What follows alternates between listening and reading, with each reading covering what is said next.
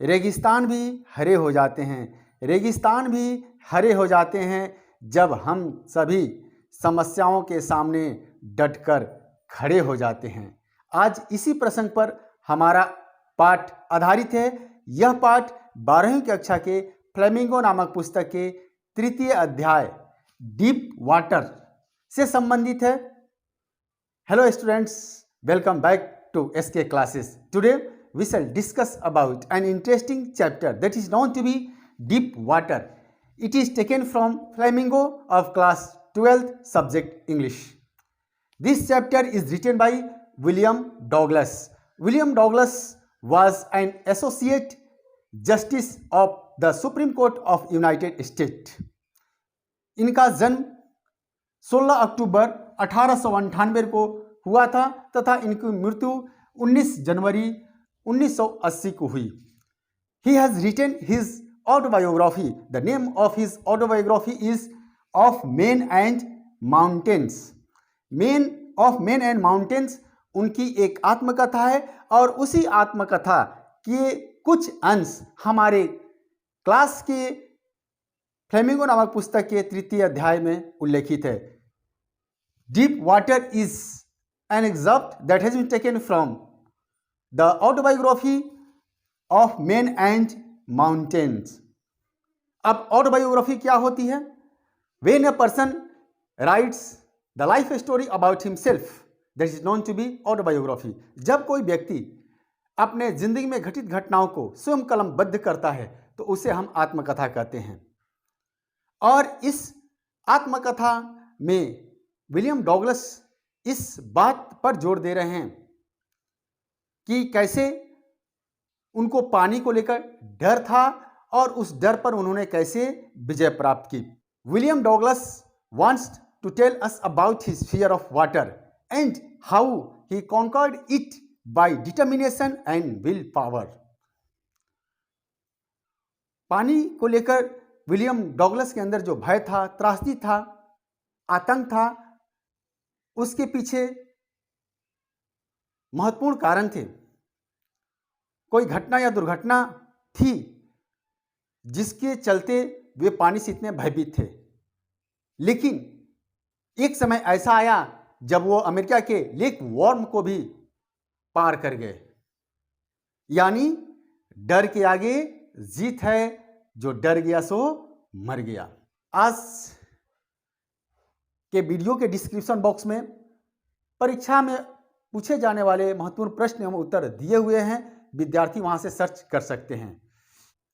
तो आइए बिना समय गंवाए हम चलते हैं डीप वाटर नामक लेसन के महत्वपूर्ण अंश की तरफ। आप मेरे साथ बने रहिए।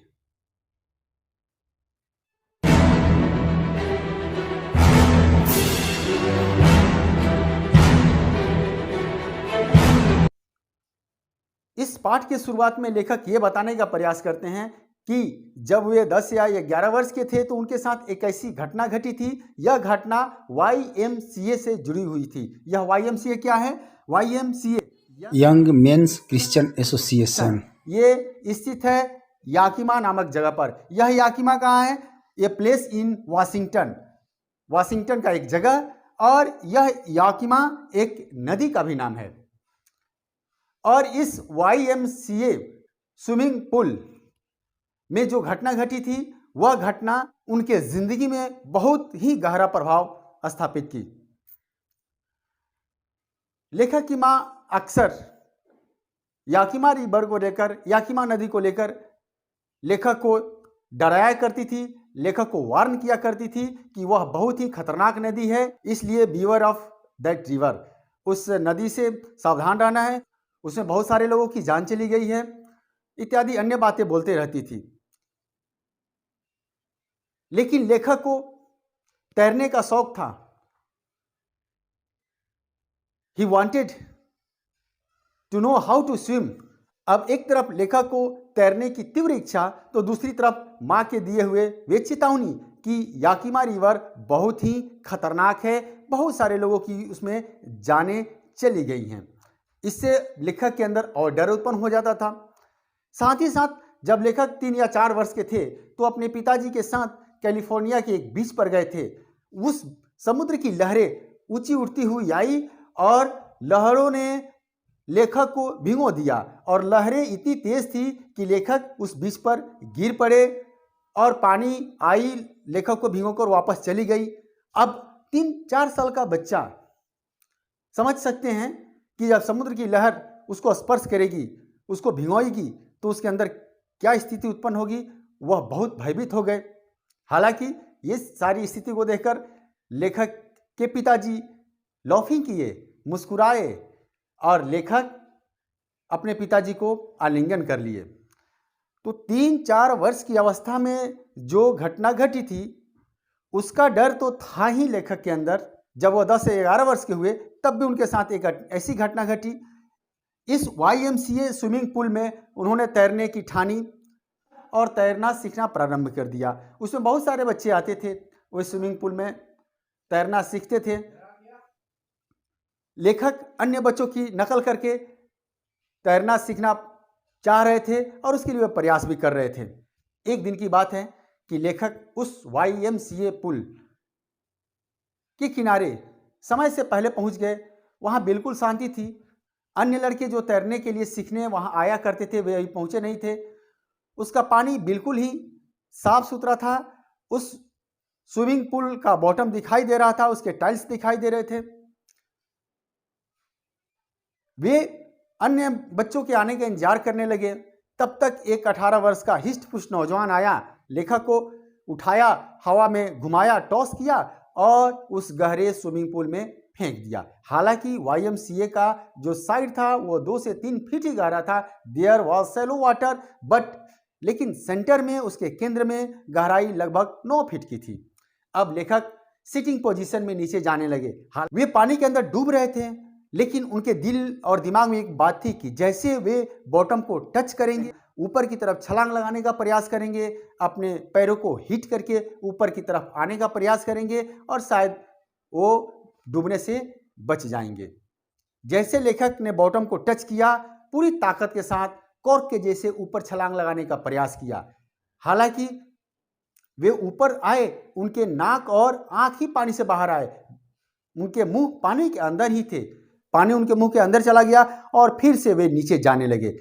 इस बार जब वो नीचे जा रहे थे तो उनका गला रुक चुका था, फेफड़ा फ्रीज हो चुका था, पैर लगता था कि उसमें जान ही नहीं है, पैरालाइज हो गए हैं, निशक्त हो गए हैं, शरीर में पेन उत्पन्न होने लगा था। लेकिन वे योजना बना रहे थे कि जैसे ही बॉटम को टच करेंगे ऊपर की तरफ छलांग लगाएंगे।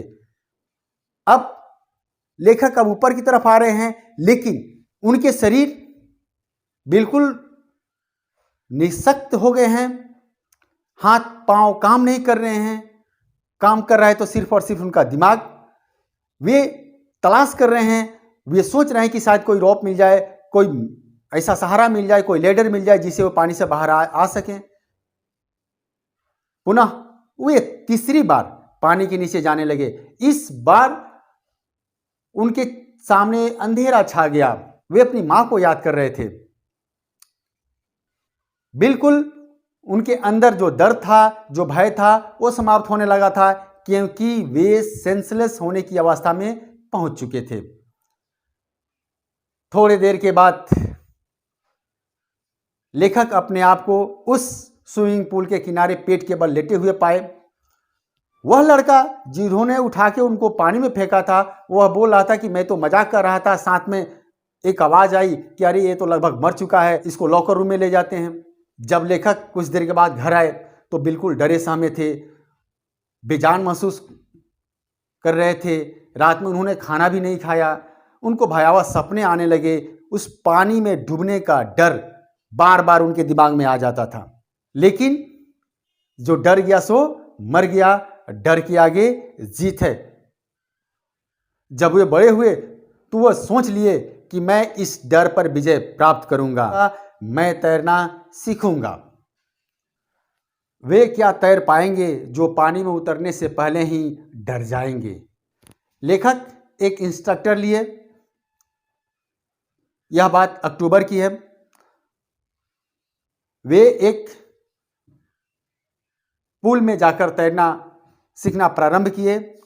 इंस्ट्रक्टर ने उनके कमर में एक बेल्ट बांधी और उस बेल्ट की जो रॉप थी वह आके एक व्हील से अटैच थी। वह व्हील ओवरहेड वायर से जुड़ा हुआ था और उस रस्सी का हैंडल इंस्ट्रक्टर के हाथों में थी। कुछ देर लेखक ने प्रैक्टिस करना प्रारंभ किया, अपने हाथ पैर चलाना प्रारंभ किया। रूटीन के अनुसार उस स्विमिंग पूल में जाते थे और तैरना सीखते थे। फिर वे अपने पैरों का मूवमेंट प्रारंभ किए। फिर crawl, breast stroke, side stroke, back stroke आदि सारे मूवमेंट को जान गए और अप्रैल आते आते वह पूरी तरह से तैरना सीख गए। यानी अक्टूबर से लेकर अप्रैल तक लेखक ने तैरना सीख लिया।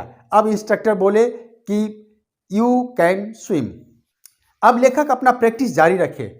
हालांकि शुरुआत में जब भी वह तैरने के लिए उतरते थे तो पुराना भय उनके दिमाग में आ जाता था, लेकिन लेक वेंटवर्थ जो न्यू हैम्पशायर में है, फिर ट्रिगस आइलैंड से स्टैम्प आइलैंड जिसकी दूरी 2 मील थी, उसको तैरकर उन्होंने पार किया। अब लेखक के अंदर पूरी तरह से आत्मविश्वास जगा।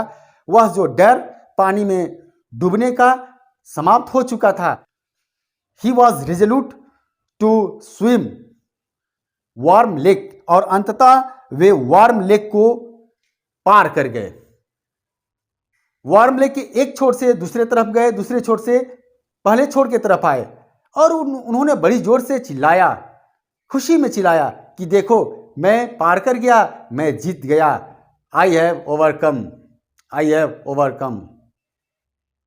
फिर जो गिलबर्ट पीक थी, वार्म लेक के सामने गिलबर्ट पीक थी, उससे एको आया। जो लेखक खुशी से चिल्लाए उसकी प्रतिध्वनि उन्हें सुनाई दी।